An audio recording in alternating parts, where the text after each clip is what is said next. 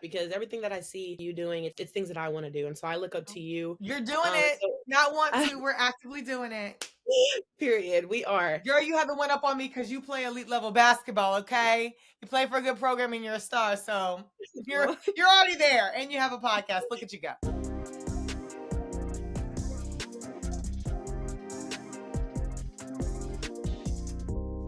Hi, everyone, and welcome back to More Access. I'm really, really excited for today's episode. I have a very, very special guest. She's someone that you may know from the sports world, specifically the WNBA world, but she's an advocate. She's an amazing person, someone that I actually met through social media, but also just seeing her advocate for the game, y'all. And she also, you may have heard of her tagline, "The WNBA is so important," because it really is. And because of someone like her, when the women's game has excelled beyond. So everyone, please say hi to Miss Arielle Chambers. Hey girl, how you doing? So we're gonna get right into it. So I want to know, who is Arielle Chambers? How did she get where she is now? Like, where did you start? Did you start playing sports when you were young?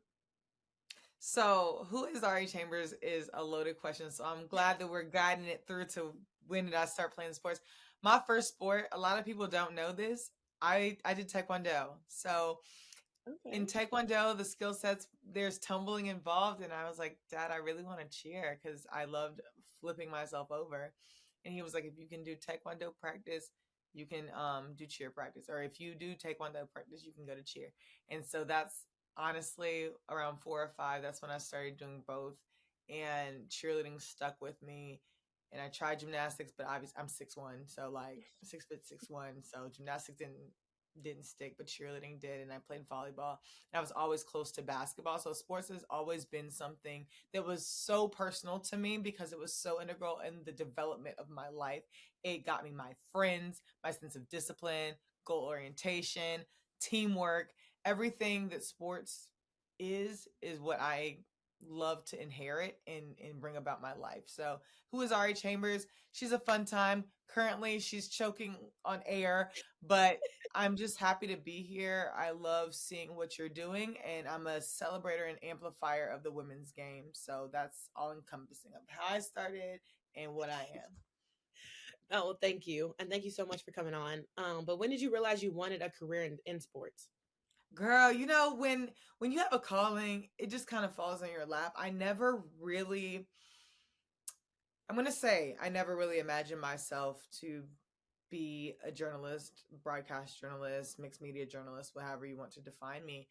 I just knew that I loved storytelling, and growing up, whether that be through performance with cheer and dance, or even like the way I played volleyball, or writing. Writing was my first thing that I did involving journalism, and editing for the, school newspaper and yearbook. But I found out I wanted to make this my life about a decade ago because I took cheerleading to the professional level and saw the discrepancy between the Knicks and the Liberty.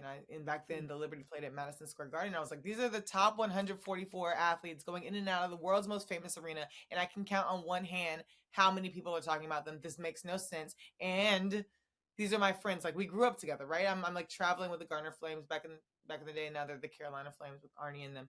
But all of my friends played basketball, and I thought that they were dope, and I thought the world should know that they were dope.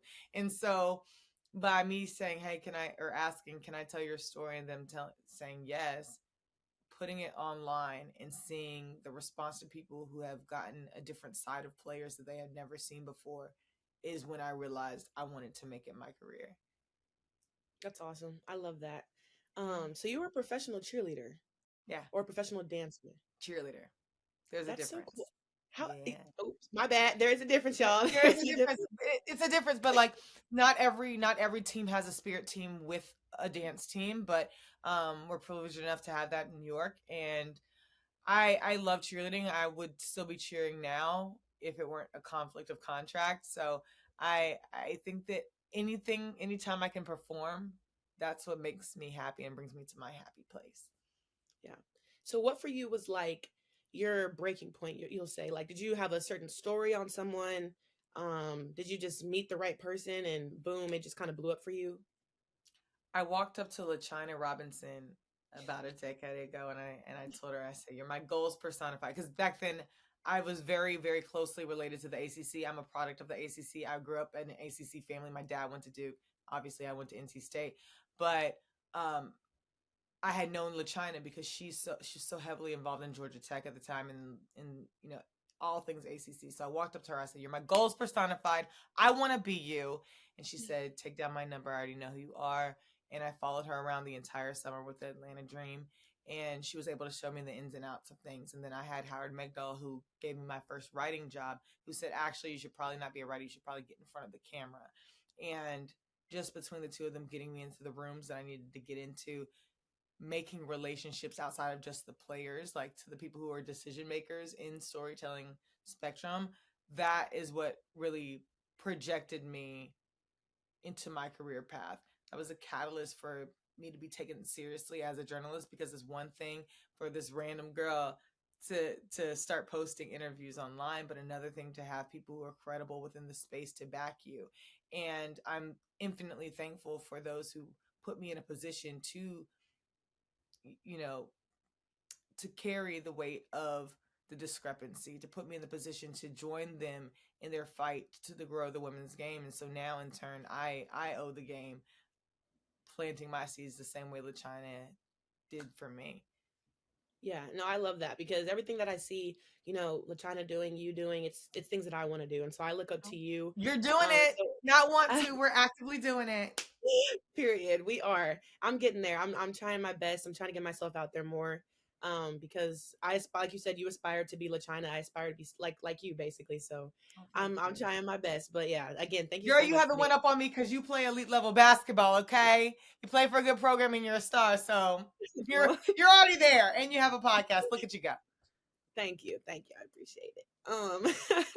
Okay, so you already kind of told me how you started getting how you started to get into sports, but why specifically did you pick women's basketball? Being a kid from Raleigh, North Carolina, I only saw women in high places. It wasn't like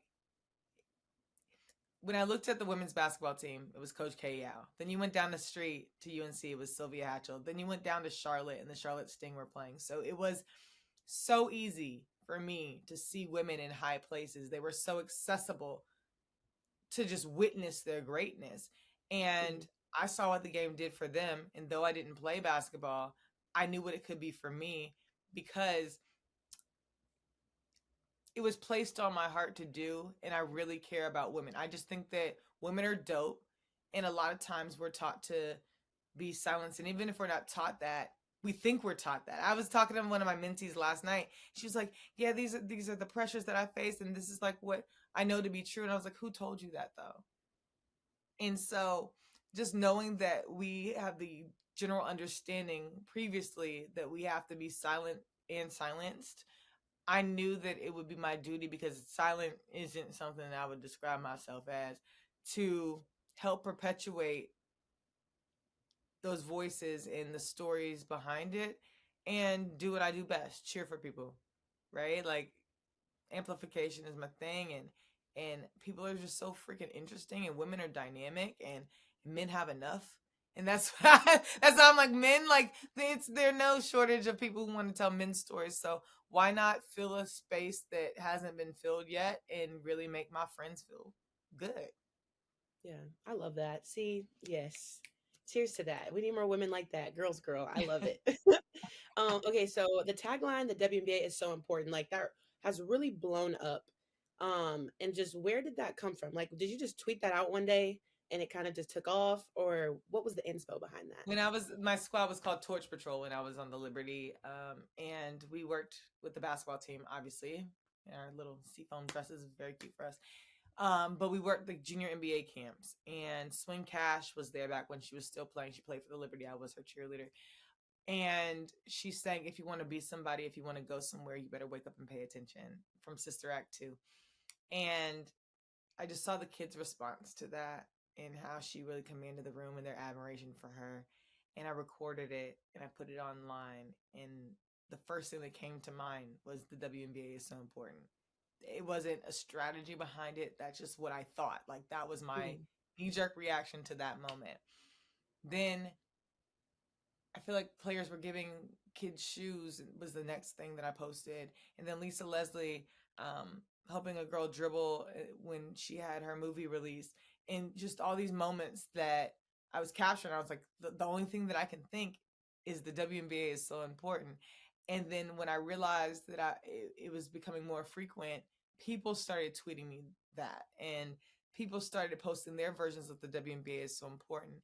And I realized it could be a movement, and Twitter decided to, back when Twitter was Twitter, decided to take that and make that the WNBA 25th anniversary campaign. And so it took a life of its own, but it was supposed to, because these women being in the community, being dope off the court, being dope and personable should be showcased. And now it's an easy SEO. I'm not going to get too technical, but it's an easy SEO to just type in the WNBA is so important in Google and see a flood of videos of why it is so important. Yeah, and people like you are so important. I mean, we're like Thank 10 you. minutes in and you've already done this, and that. Like it's pretty amazing. Like I said, you are someone I really look up to. And so just applauding you, give you your flowers because you've done Thank some you, boo. amazing things. Yeah, Thank and you. you will You're the continue. reason, though. Y'all are the reason. Just know when y'all stop playing is when I stop working. So you better not stop. Better not stop. Yes, ma'am, I got you. I got a lot more years in me, so Good. Good. I plan. Look, good stuff. Okay, so can we talk about the creation of Highlight Her and kind of Sure. how that started, and what that's meant for you and how that's just affected you? Yeah, it's funny because a lot of these questions are like what it means to me, but I wanted highlighter to be to the game, to the Mhm. community. It's a representation of all ages, levels, abilities in sports, but only on the girls and women's side.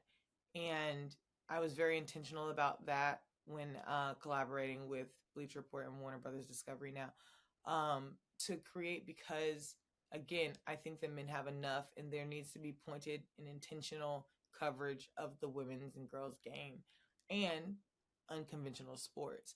And so that was the whole origin of HighlightHer.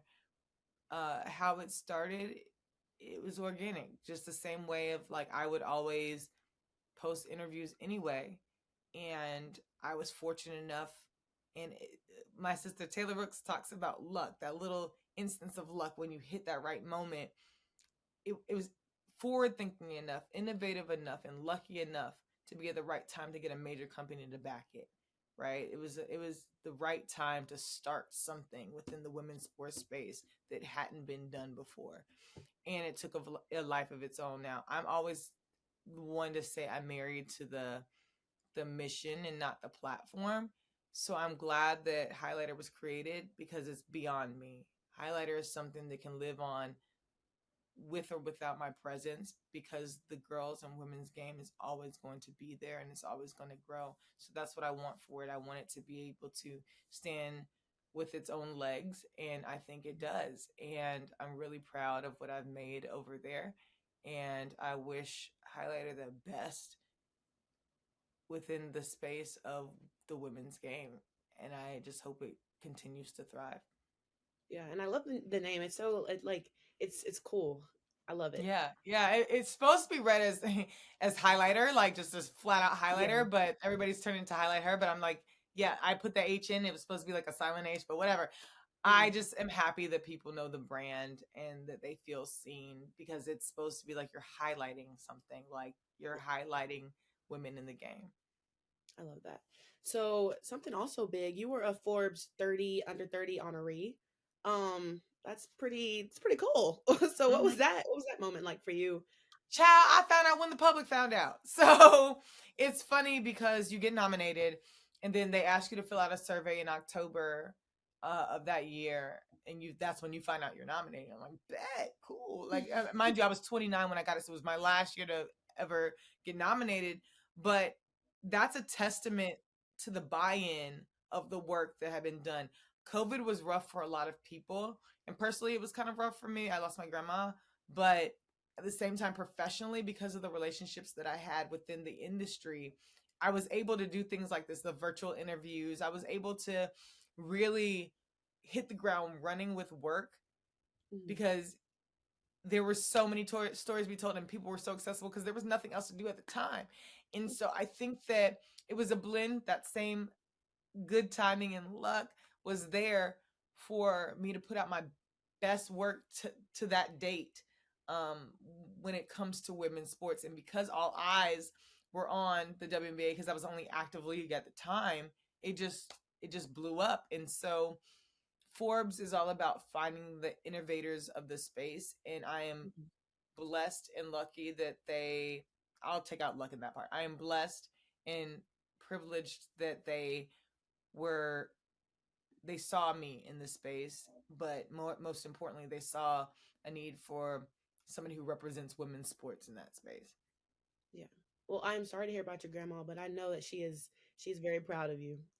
She ain't And Angel, girl. She be looking down, honey. She looks down on me. oh my gosh, I love that. But okay, so what is your like most memorable event that you've done so far, or do you have like a favorite interview that you've done? Favorite interview. Okay.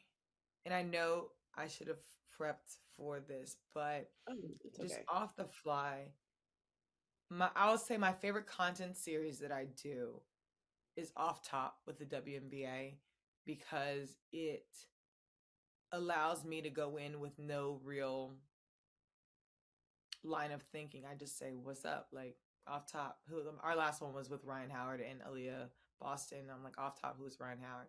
And just let them go with it. Half the time they're talking to each other. I'm merely an accessory, but I love to facilitate and open up space for them to be themselves. A lot of people, like, I'm close to Ryan, so I see a different side of her than the public sees a lot. But like, for her to be able to be comfortable enough or open enough in that setting to show people her personality was really cool.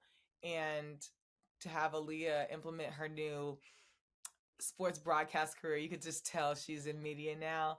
And so that was a joy to witness. But just getting players to be raw and real is always a good thing. I had this one interview with Skylar Diggins Smith during COVID that she was just really raw and emotional and told it like it is in her journey through the league, and she talked about the layers of that.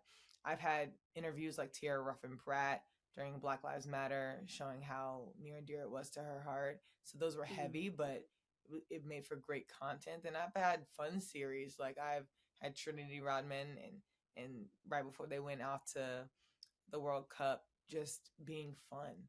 And Lynn Williams, it was her first one, and Alyssa Thompson. So all the times I can stretch myself beyond basketball are cool too, because Mhm.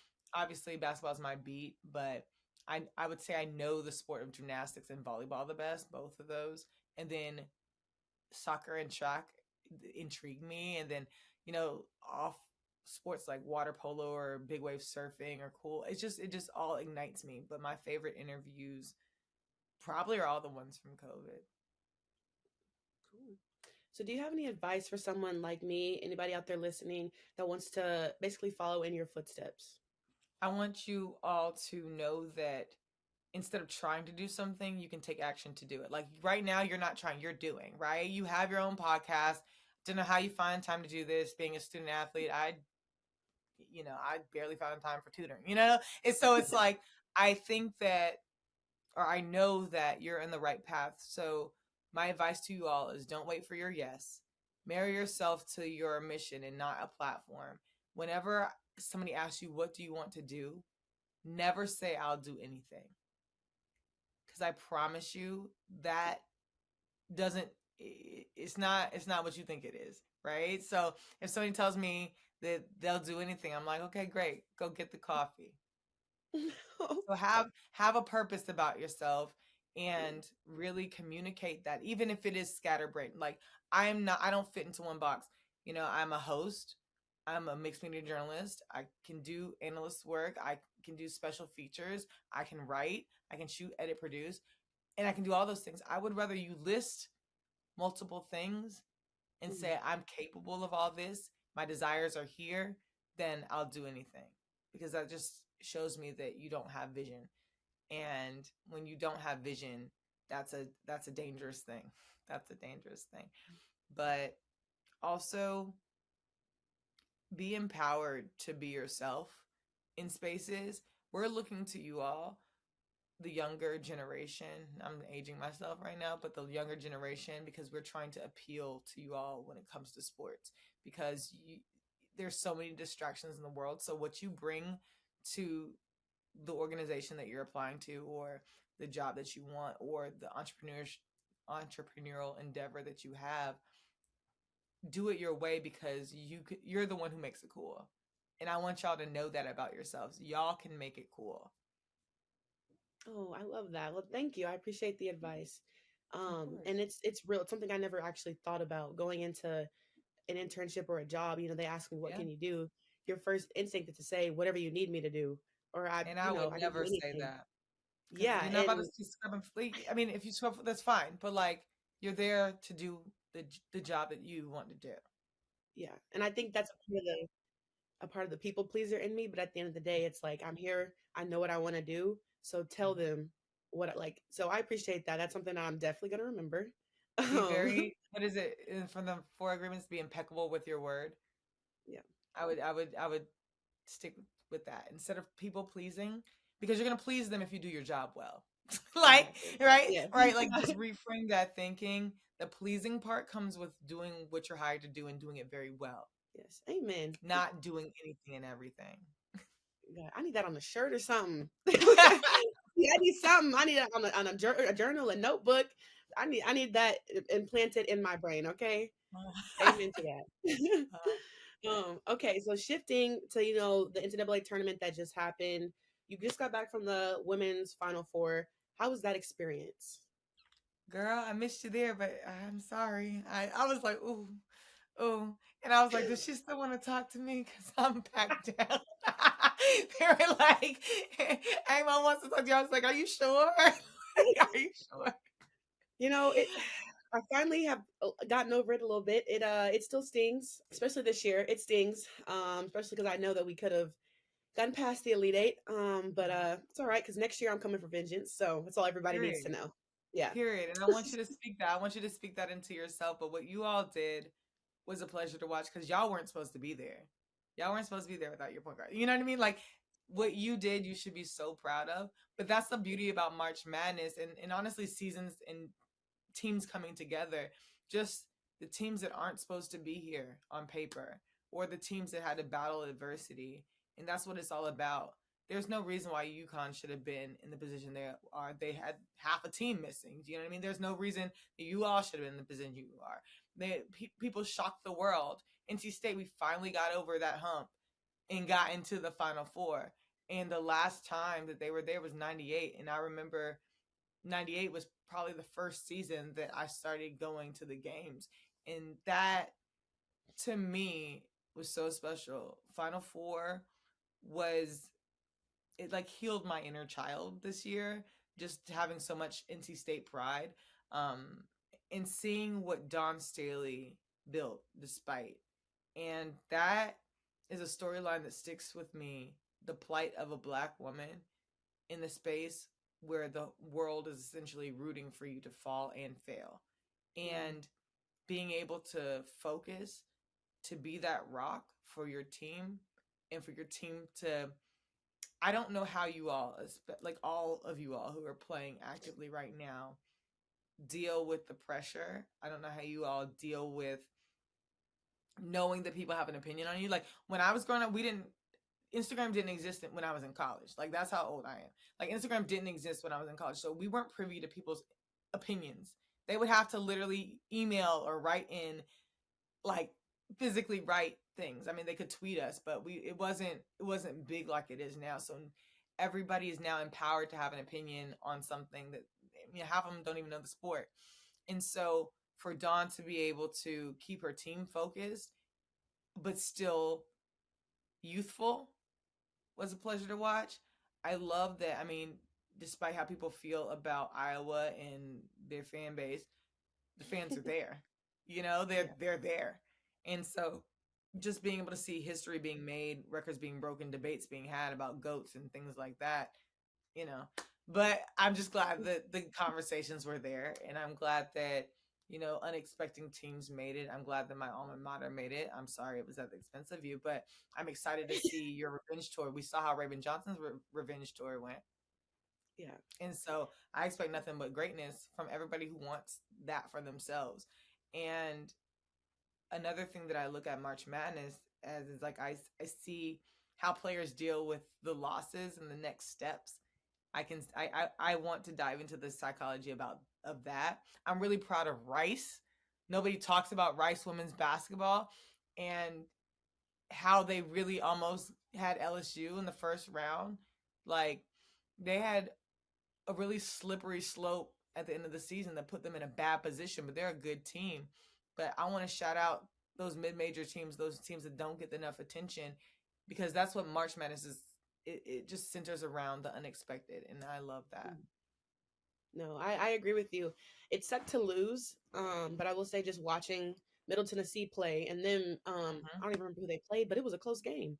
Like one of the girls was going off, and I was like, it gives kids that might not have the chance during the season to have that platform to excel. March Madness, it's all out there, everybody watching. So yeah, I agree with you. Something else that's exciting, the draft is coming up. And I know for me, I'm excited for this year. It's gonna be interesting to say the least. So with just the way women's basketball has just like skyrocketed up, what do you think the impact of this year's draft is gonna have on just basketball in general, especially for my generation and kids that are younger than me? So business wise, the CBA is going to be under renegotiation this year. So the draft class they have heavy hitters in the draft class. You have Caitlin Clark, you have Angel Reese, you have Cameron Brink, amongst many others.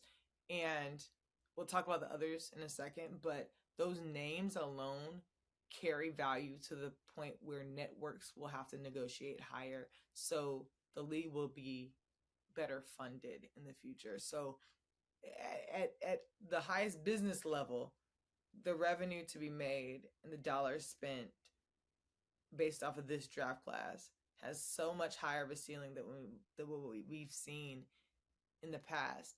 Now, I can't wait to see Rakia's transition to the league. I love that. I can't wait to see just the international players coming in. I know it's an Olympic year, so it might be a little sticky, but we sleep on the fact that international competition is getting tougher because different countries are getting more resources, and obviously they start playing pro a lot younger, but coaches and GMs are really paying mind to scoping out talent that is overseas. So that's interesting to me. That intrigues me. And the fifth years that are coming in now, like Charisma, how is she going to do? How is she going to fit in with the league? And Corey Close, we know, can breed pros. So coming from her program, what's there to see? But as far as the future, I really implore people to follow the WNBA the way they followed women's college, because their faves don't change. The competition gets stronger. It's so competitive top down. So why not follow it to the WNBA? You feel me? Like, why not follow your faves to the WNBA? I know I did. And my fave was Lisa Leslie. Like, I know I did. Yeah. Candace Parker. I know I did. Even Ivory Latta was playing. So it's just Lindsey Harding. All those. Christy Tolliver. Like, I'm an ACC baby, okay? But just knowing that your faves are still really out there hooping against other people's faves, and y'all can have just juicy debates like that too. Why not? Yeah. I agree with you. Why another slogan that we need on a shirt? Why not? I don't even know. Why not? They might already be out there, but yeah, why not? Why can't you do something? Why not? Why can't you follow your faves to the league? Why not? Exactly. We're getting to the end, so we're gonna get to the little fun part of the segment. And it's rapid fire. So I'm gonna just ask you some questions. Give me your honest answer. It's nothing crazy. It's nothing too crazy. Okay. So the first one is favorite WNBA team. Okay. I'm gonna say what I was as growing up. Growing up, I was a heavy Sparks fan. But then I realized maybe I'm just a Candace Parker girly, because when she went, I was a Sky fan. So like, it's just now it's like, but now I can't have an opinion on it. Obviously I cover the league, but I have an affinity for the energy of Atlanta. I'm a season ticket member of the Liberty. I love Natasha Cloud is one of my best friends, so I had been following the Mystics, and now like they're in Phoenix, so I'm intrigued by the personalities in Phoenix now. So how is that going to blend together? Storylines really pull me into a team, and so right now I don't have a favorite, but the Sparks growing up, Sparks and the Got you. Sparks. I'm a big Aces fan. Just putting that out there. I love my Period. Aces. Yeah. And Okay. you can't go wrong with the Aces, and that's where Candace is. So that's where Yep. Okay. What can you not leave your house without? coffee. I can't leave my house without coffee. I can't start the morning with coffee. I will leave my phone home the whole day. But if I have coffee in the hand, I'm happy. Okay. Backup question. What's your go-to coffee order? I need it right now. Oat milk latte. I don't need no Okay. sugar, no nothing extra, no flavor. Just the oat milk latte. 2 shots of espresso and oat milk. We're good. No We're foam, going please. warm ice. The girlies alternate. Like okay, you don't know this about me. I drink a gallon of coffee a day, so it's probably like half iced, half warm. Like so in the morning, I'll definitely start with warm in the morning. Like that's a non-negotiable. But like during the day, probably iced, and then at night, warm again. I know, Again, just girl. I don't judge your habits. No, I know. I'm sorry. I'm not judging. Hey, I ain't judging. I'm starting to get into coffee a little bit. Don't. You It's know, a very expensive habit. Just don't. Just don't. oh my gosh. Okay, what's your favorite vacay destination?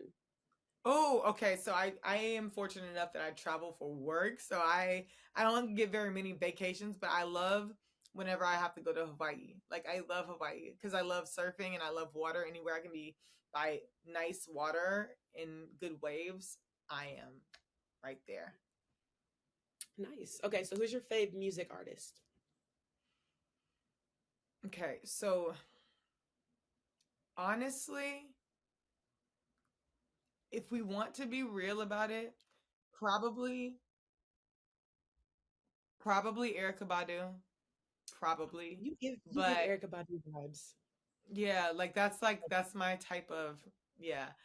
Probably Erica Badu with Jay-Z sprinkled in there and like Mariah and Janet Jackson and Tony Braxton. Like it's like a I'm stuck 03 and before kind of thing, but that's where I'm at. All of those, yeah, I see it all in you. Like that, it all makes sense. Yeah, I see Like it. right now it's probably her is probably the closest thing that I listen to her I and love her. Kehlani. Like those are like my now vibes, but I'm still stuck in the past. And Wayne, oh my god, I'm from the South. Like he's like everything to me. Like Wayne or nothing. Okay, last one. What is your pre-season prediction? Who is going to be the WNBA champs this year? I don't see the Aces falling off. I think that the Period. Aces just are such a stacked team, but it's beyond talent, it's chemistry. Hmm. So the Aces, I think the Aces are beyond the talent that they have. They have a different level of chemistry that can't be taught. And chemistry is a key to a championship. And they have a bomb a coach who knows how to win, who's played their game, who relates to them. And that's what we don't talk about enough, how much having a coach who was a player that can see the game, that knows the game through and knows your experiences as a player, how much that impacts it. And Becky has the ability to trust her players too. You have a lot of strong personalities like in Asia Wilson and Candace Parker, Kelsey Plum, and Chelsea Gray.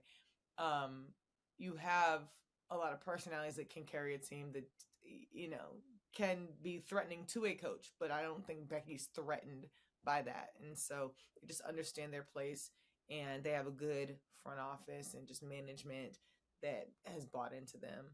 But as a Yeah, Liberty season ticket holder, I hope that the Liberty and Aces go head to head because I want to see great basketball. I just want great basketball. yeah, I agree with you. Well, And Seattle girls, Seattle is like now stacked, so it's like, what's that? well, we're gonna end it on that because I agree with you. Aces are winning it all. You heard it here, y'all. We are agreeing on that. But no, thank you so much for coming on, Ari. Thanks so much for joining me. This was so fun just to hear from you. Like I said, I aspire to be like you, so please keep being great because then that means I have a path to be great. But yeah, thank you guys so much for listening. Please rate, review, and subscribe. And tune in next week for next week's episode. I'll have another great guest. But yeah, thank you so much, Ari. Of course, boo. You keep paving your path. Thank you.